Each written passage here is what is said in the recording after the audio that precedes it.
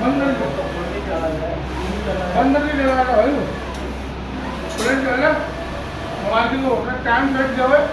तो 4.5 घंटे में मैं आऊँगा। लेकिन यार इसमें दुकान नहीं है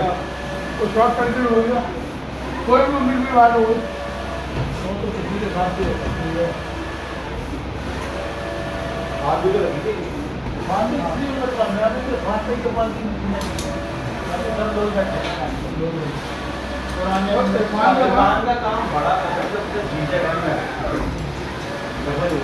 उसके खुद के बाद भाई दुकान के काम को बढ़ा के दुकान के बाद उसका बड़ा नहीं उसके बाद तमाम वैरायटी के मिल गए।